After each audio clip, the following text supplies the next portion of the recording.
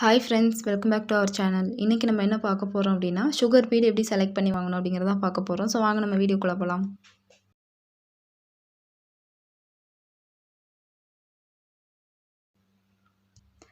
So இன்றைக்கி நம்ம gold colour beat எடுத்திருக்கோம். ஸோ கோல்டு கலர் பீட்டில் வந்துட்டு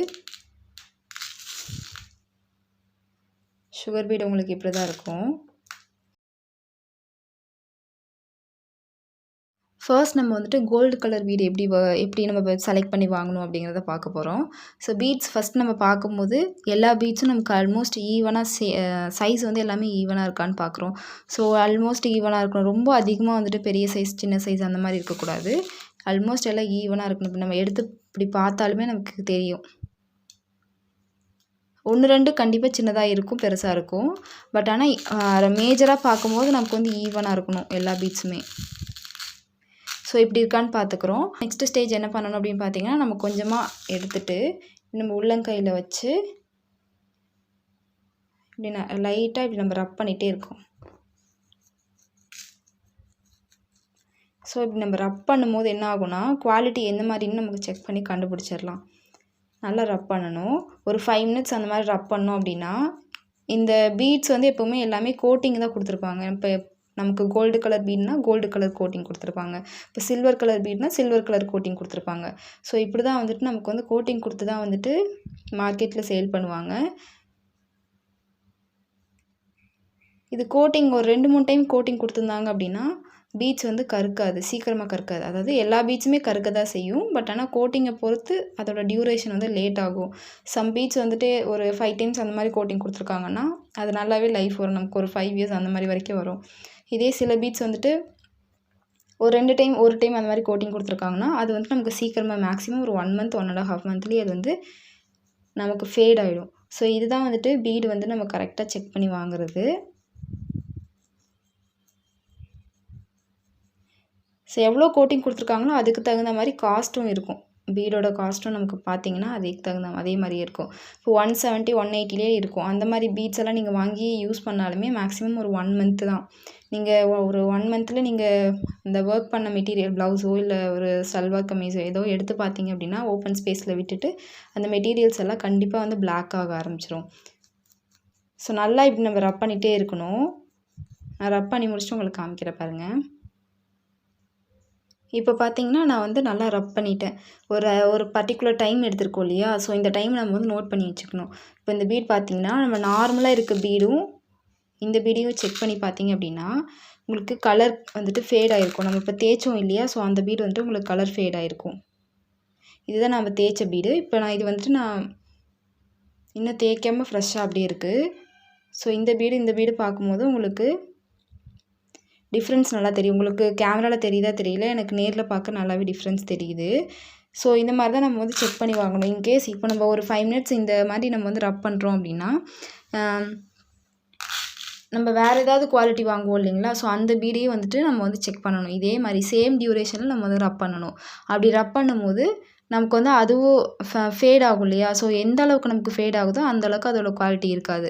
இப்போது இந்த பீட்ஸ் வந்து இப்போ இது 5 மினிட்ஸ் வரைக்கும் உங்களுக்கு ஃபேட் ஆகும்போது ஒரு மாதிரி கலர் வரும். இதே 10 மினிட்ஸ் நீங்கள் வந்து ரப் பண்ணிங்கன்னா இன்னும் கொஞ்சம் கலர் அதிகமாக ஃபேட் ஆகும். இதே ஒரு 20 மினிட்ஸ் ரப் பண்ணிங்கன்னா கொஞ்சம் சுத்தமாகவே ஃபேட் ஆகிறதுக்கு சான்ஸ் இருக்குது. ஸோ இதுதான் வந்துட்டு பீடோட குவாலிட்டி வந்து செக் பண்ணுறதுங்கிறது. இப்போ நம்ம கோல்டில் பண்ணிட்டோம் இல்லையா? நெக்ஸ்ட்டு வந்து நம்ம டல் கோல்டு பீட் இருக்குது, அதில் பண்ணலாம் எப்படின்னு பார்க்கலாம். இப்போ வந்து பார்த்தீங்கன்னா இது வந்து டல் கோல்டு, முன்னாடி காமிச்சது நார்மல் கோல்டு. இது உங்களுக்கு பார்த்தாலே கலர் ஒரு மாதிரி வெளுத்து போன மாதிரி தான் தெரியுமே. ஸோ நான் இதை அதே மாதிரி ரப் பண்ணுறேன்.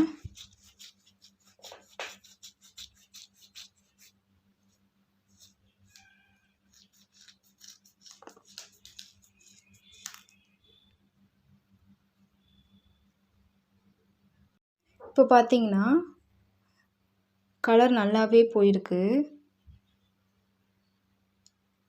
கலர் போயிட்டு உள்ளே இருக்க அந்த மெட்டல் பீடு இருக்கும் இல்லையா? ஸோ அந்த பீடே நமக்கு தெரியுது. அந்தளவுக்கு வந்துட்டு கலர் ஃபேட் ஆகிடுது.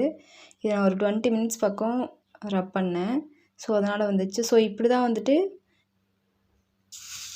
பீடோட குவாலிட்டி நம்ம செக் பண்ணி வாங்கணும்.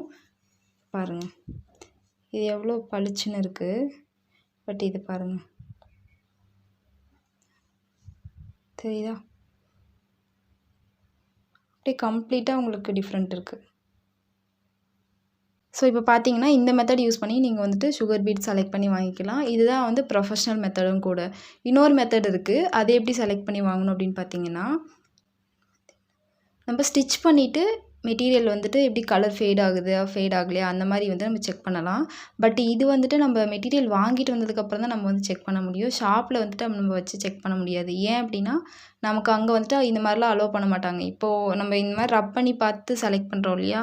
ஸோ இதுவுமே வந்துட்டு நம்ம பல்காக வாங்குகிறோம், ஒரு 10 பேக்கெட்ஸ் அந்த மாதிரி ஜாஸ்தியாக பல்காக வாங்குகிறோம் அப்படின்னா மட்டும்தான் நமக்கு அலோவ் பண்ணுவாங்க.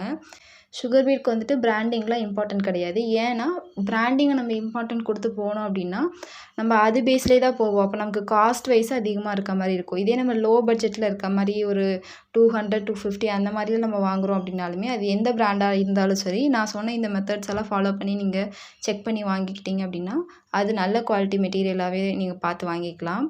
இதுக்கு பிராண்டெல்லாம் இம்பார்ட்டன்ட் அப்படின்லாம் ஒன்றும் கிடையாது. இன்னொன்று பார்த்தீங்க அப்படின்னா, நீங்கள் பிகினர்ஸ் வாங்குறீங்க அப்படின்னா பல்காக வாங்க வேண்டாம்.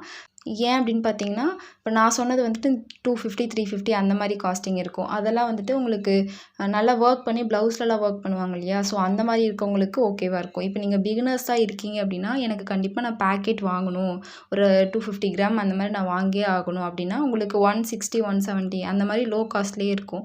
ஸோ நீங்கள் அந்த மாதிரி பீட்ஸ் வந்து வாங்கிக்கலாம். அது உங்களுக்கு அஃபோர்டபுளாக இருக்கும்.